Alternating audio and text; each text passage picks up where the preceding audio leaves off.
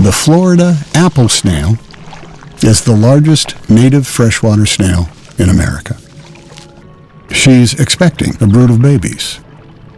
But there's one obstacle.